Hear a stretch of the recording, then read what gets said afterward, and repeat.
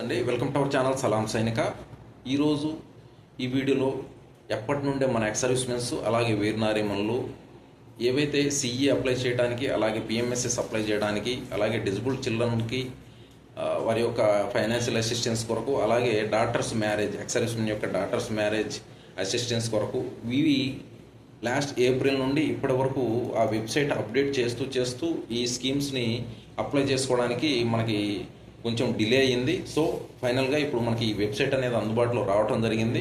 ఇప్పటి నుండి అందరూ కూడా చాలా ఈజీగా అప్లై చేసుకునే విధంగా ఈ యొక్క వెబ్సైట్ యొక్క సర్వర్ కెపాసిటీ కూడా పెంచి ఫైనల్గా మన ముందుకు రావడం జరిగింది ఈ వెబ్సైట్.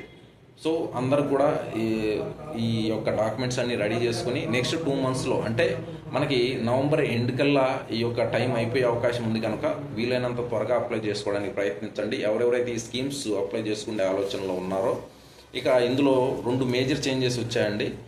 అందులో ఒకటైతే త్వరలోనే క్లియర్ అయ్యే అవకాశం ఉంది, ఒకటి మాత్రము కొత్తగా ఈ యొక్క చేంజెస్ అనేది తీసుకురావడం జరిగింది. ఇంతకుముందు సమయంలో మన దగ్గర ఐడి అండ్ పాస్వర్డ్ ఉంటే మనం లాగిన్ అయిపోయి ఈ యొక్క అప్లికేషన్స్ని మనం అప్లై చేసుకునే అవకాశం ఉంటుంది. కానీ ఇప్పుడు లాగిన్ అయిన వెంటనే లాగిన్ అవడానికి మన ID and password and verification code submit చేసిన వెంటనే మనకు ఒక ఓటీపీ రావడం జరుగుతుంది ఈమెయిల్ ఐడికి. ఏదైతే మనం యూజర్ ఐడి పేరుతోటి ఈమెయిల్ ఐడి సబ్మిట్ చేస్తామో ఆ ఈమెయిల్ ఐడికి ఓటీపీ అనేది రావడం జరుగుతుంది. ఆ ఓటీపీని మనం సబ్మిట్ చేసినట్టయితే మనం లాగిన్ అవుతాము మన అకౌంట్లోకి. ఓకేనండి.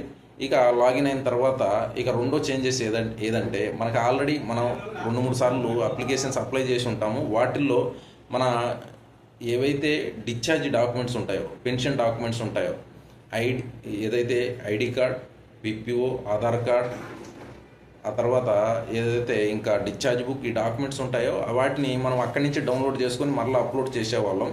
కానీ ఇప్పుడు అక్కడి నుంచి డౌన్లోడ్ అవ్వట్లేదు. ప్రస్తుతం కొంత ఎర్రర్ ఉంది అందులో. సో అది కూడా త్వరగానే ఇంప్లిమెంట్ అయ్యి మన ముందుకు వచ్చే అవకాశం ఉంది కనుక ప్రస్తుతం మన దగ్గర ఈ డాక్యుమెంట్స్ కూడా అన్నీ కూడా పీడిఎఫ్ రెడీగా ఉన్నట్లయితే అప్లోడ్ చేసుకోవచ్చు ఈజీగా. లేదంటే మరలా స్కాన్ చేసుకొని అప్లోడ్ చేసుకోవాల్సిన అవసరం ఎంతైనా ఉంది. ఇవండి ఇవి 2 మాత్రం మేజర్ చేంజెస్ ఇందులో ఉన్నాయి. మిగతా అన్నీ as it is lost time ఎలా ఉందో అలాగే ఆ వెబ్సైట్ అనేది అప్డేట్ చేసి మన ముందుకు తీసుకురావడం జరిగింది. ఎక్కడ కూడా ఎవ్వరు కూడా గాబరా పడి తప్పులు మాత్రం చేయొద్దు దయచేసి. వాటిని ప్రాపర్గా 1-2 సార్లు చెక్ చేసుకుని మరలా ఆ డేటాని ఫైనల్ సబ్మిట్ చేయండి. సబ్మిట్ చేసిన అనంతరము అప్లికేషన్ని ప్రాపర్గా మీరు డౌన్లోడ్ చేసుకొని ప్రింట్ చేసుకుని అప్లికేషన్ అప్లై చేసే సమయంలో ఏవేవైతే డాక్యుమెంట్స్ మనం అప్లోడ్ చేశామో ఆ డాక్యుమెంట్స్ అన్నీ కూడా ఈ ఆఫ్లైన్ అప్లికేషన్తో పాటు అటాచ్ చేసి అప్లికేషన్లో ఎక్స్ సర్వీస్మెన్ యొక్క సిగ్నేచర్ చేసి ఆ తర్వాత ఆఫ్లైన్లో మన యొక్క డిస్ట్రిక్ట్ సైనిక్ బోర్డుకి వెళ్ళి అక్కడ ఆఫ్లైన్లో కూడా మనం ఈ డాక్యుమెంట్స్ సబ్మిట్ చేయవలసి వస్తుంది. అలాగే స్కూల్స్ బిల్స్ అలాగే ఒరిజినల్ మార్క్స్ లిస్టు కూడా మనం ఈ డాక్యుమెంట్స్తో పాటు సబ్మిట్ చేయవలసి ఉంటుంది. దయచేసి గమనించగలరు. ఇక మనము అక్కడ డిస్ట్రిక్ట్ బోర్డుకు వెళ్ళిన తర్వాత అక్కడ నుండి వెంటనే మనం అది రికమెండ్ చేయించుకొని తర్వాత మాత్రమే మనం డిస్ట్రిక్ట్ సైనిక్ బోర్డు నుండి బయటకు వచ్చినట్లయితే మరలా అబ్జర్వేషన్స్ ప్రాబ్లం కానీ లేదా ఇంకేదైనా ప్రాబ్లం కానీ మనం ఫేస్ చేయాల్సిన అవసరం ఉండదు. ఇదండి చాలా ముఖ్యమైన సమాచారం.